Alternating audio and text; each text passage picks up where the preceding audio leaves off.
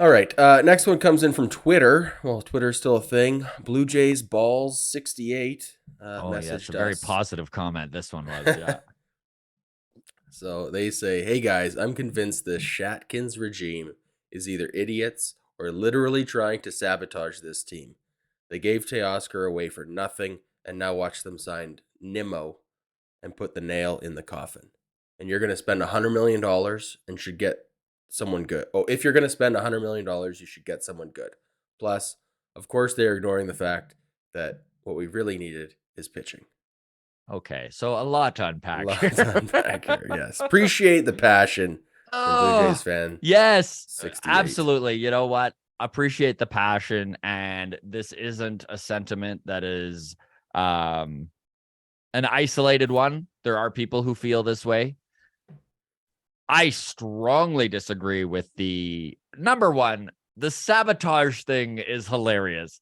Like, if that's really what you're alluding to here, that Ross Atkins and Mark Shapiro have weaseled their way into this Blue Jays organization in 2016 and then proceeded to play the long game to dismantle them from within, not just dismantle with them, but like literally make them a playoff team and then just not do enough to push it over the top, Yeah. right? Yeah, Like, one of them had a bad relationship with someone from Toronto, and they just hold the whole city accountable for that. So, no, the sabotage thing is funny. I mean, I'll keep this short, but I watched this show on Netflix with my daughter a couple weeks ago, The Mole, and it's just one of these like Survivor style game shows. Except right. one of them is the secret person who's trying to sabotage the missions, right? And my daughter kept making a point. Oh, I think it's this guy because see, he did this badly. Or, oh, I think it.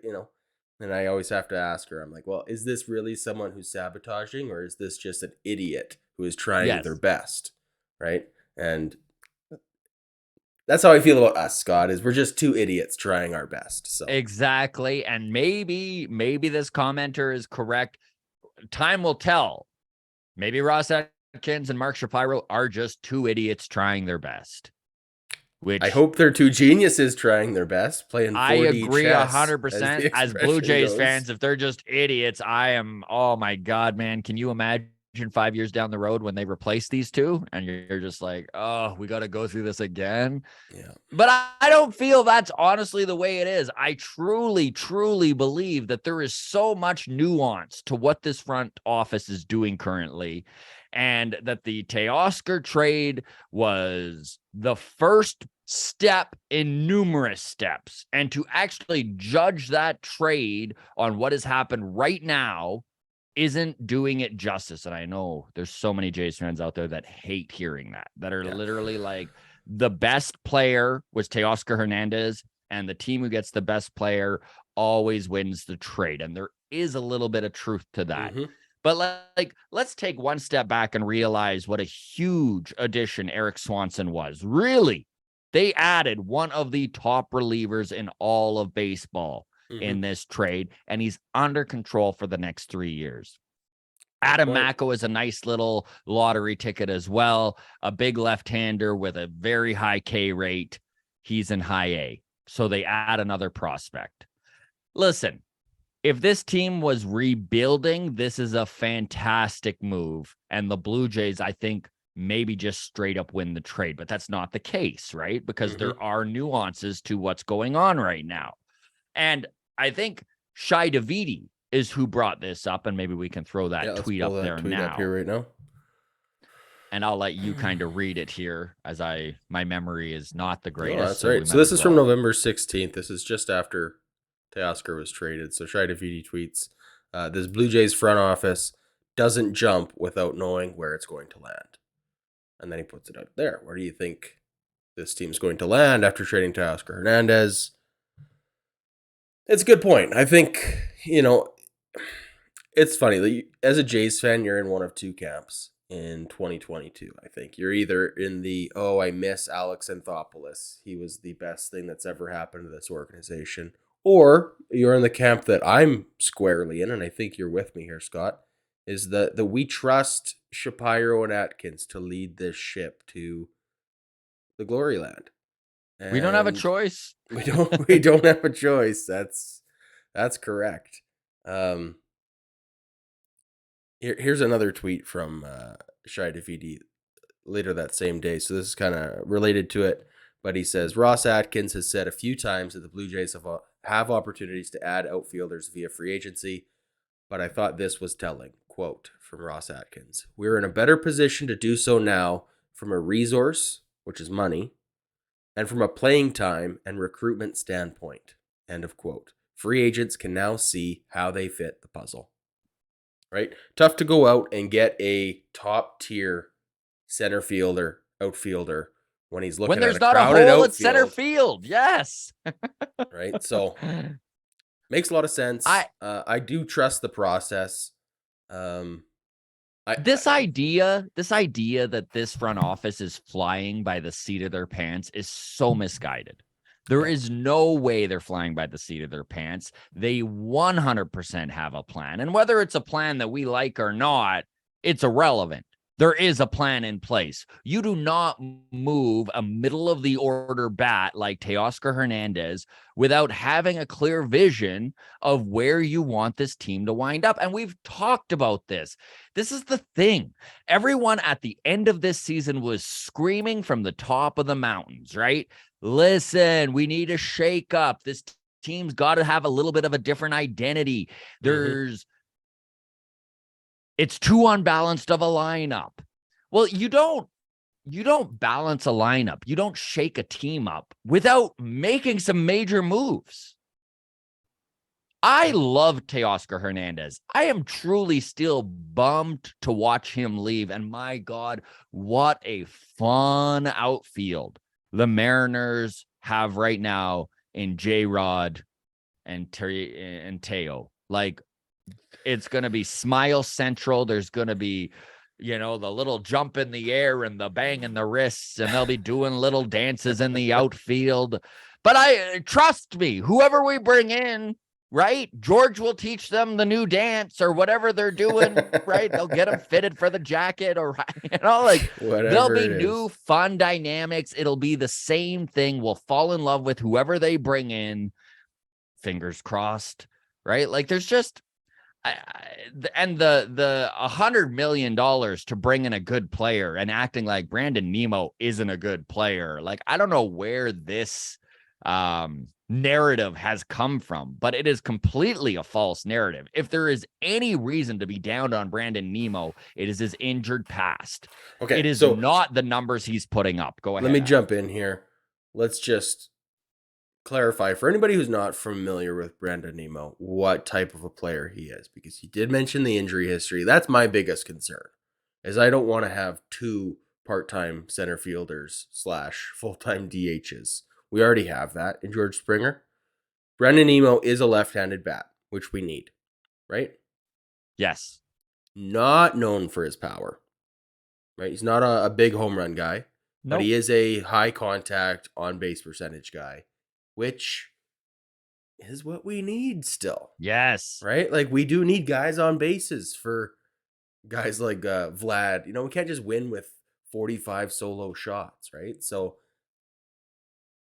am I missing anything else on Brandon Nimmo, or does that kind of sum it up? Like, he's It, really it really good. it really The does home sum it run up. number is a sexy number that he doesn't have, but I mean, he hit otherwise, 16 home runs last year, so he's not going to be Teoscar's 25 home runs. You're taking a 10 home run dip, but you know how many leadoff home runs Springer has had? Like, so many. And it would be, I'm not saying that they necessarily would move him out of the leadoff spot, but my God, George Springer hitting second would be so sexy. And think about all of the RBIs that come off that first home run of the game, rather than it being a solo shot. All of a sudden they're up 2-0. This is not something to just, poo-poo so quickly. And on top of it, I read a really interesting article from Eno Saris in The Athletic. And basically he was going over the misconception of injured players. And basically what he said, he went through all sorts of injured players and all sorts of healthy players. And once a guy plays a full season, he is statistically not any more likely to be injured than any regular healthy player. that a lot of these injury plagued players, it's year after year, right? And it's just like they just can't get healthy for whatever reason, bad luck, stuff like that. Like, even if you look at Nemo's injuries, I think it was friend of the show, Lewis Foster, right? Australian kid who's got a heck of an arm on him and might even wind up playing some college ball here down the road in a year or two. Which maybe I'll even bug him to come on Long Toss on Sunday, which is what we're going to do. But he mentioned his injuries, and it's something like a bulge in his disc, right? Like really bad luck that weren't all. These injuries didn't have anything to do with each other. He doesn't have bad knees. He's not like a chronic bad knees guy. Exactly. I get it. It's kind of the same. Okay. I am concerned with the injury history, but at the same time, I can recognize the fact that I am a Danny Jansen injury history apologist. Yes. And it's very similar, right? Danny Jansen was on pace for more home runs than Aaron Judge last year on a games played basis, right? I don't know if that number held true by the end of the year, but there was a point in like August. Yes. It's true.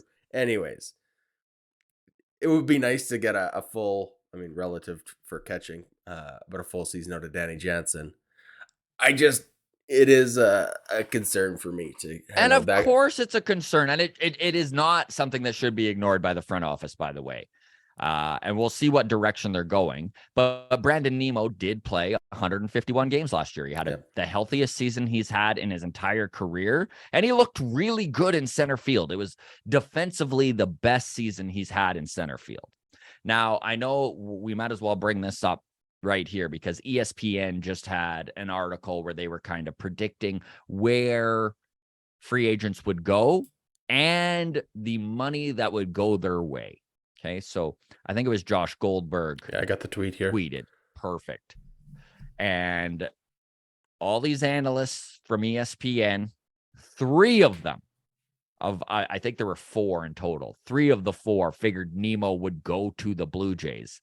And the money predicted was 6 years, $135 million, 5 years, $120 million, or 6 years, $142 million. So somewhere between $23 to $27 million AAV, right? Per year. It's a lot of money.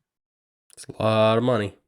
But to think that this front office is just going to do this willy-nilly and not have a plan, again, I really don't believe that's the case. This isn't just Ross Atkins.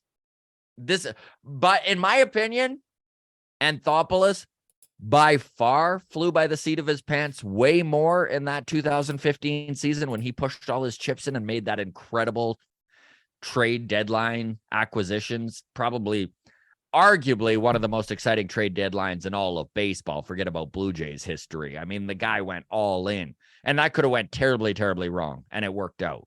You never know how it's going to work until the pieces are in place. This is true. We talked about that with the whole offseason, right? It's going to be something you look back on and make an evaluation. Now, we'll move on right away here, but I did want to really quickly address there's a lot of people out there that are just saying, well, just trade for a center fielder instead. Right. That is this is the next comment here. This one comes from our Discord, and we'll just wrap this one in here. So from Sentimental Hygiene in our Discord, said, just finished going through all the Pirates media and blogosphere to try and gauge Reynolds' availability to see if any of that had changed. It hasn't. I think any fan who believes it is an option should lower their expectations considerably. From what I can gather, they won't even consider moving on from him until next offseason, or might more likely the season after that. So Brian Reynolds is the center fielder for the Pirates. He has been sought after from Blue Jays fans for about a year now. His name comes up from time to time. I know even at the trade deadline, folks were like, can we get David Bednar and Brian Reynolds out of Pittsburgh? The Pirates don't want to trade term. They don't want to trade cheap pieces. This is not their MO. No. And they, like Reynolds is under contract for another 3 years. He had a down season this year. So in arbitration, he's even going to cost them less than before, and they know his ceiling. Like, even if you look at the trade market, and there are options out there, right? Lars Nootbaar is an option. We've already talked about Dalton Varsho Varsho. out of Arizona. I would love to see Varsho in a Jays uniform, but even these guys very much so haven't reached their potential yet. Brandon Nimmo is still the most proven best option out there. And I'm going to tell you right now that there are way better starting pitching options and trade available than there are center fielders. And it makes far more sense, in my opinion, if you're going to go the free agent route for one and trade route for the other, for it to be outfield, free agent, pitching, trade. Yep. I'm with you there. We really appreciate all of you within the walk-off community. This thing continues to grow and become an animal of its own. It's a little bit overwhelming, but honestly, we love talking Blue Jays baseball and all the interaction that you folks are involved with us. Thank you so much. Discord, feel free to join it. That is always free. The show, or the link is in the show notes. You can follow us on Twitter at Walk Off Podcast, on Instagram, the Walk Off Podcast. And if you are watching on YouTube currently and you're not subscribed, we'd really appreciate if you hit that subscribe button. All the best, everybody. Cheers.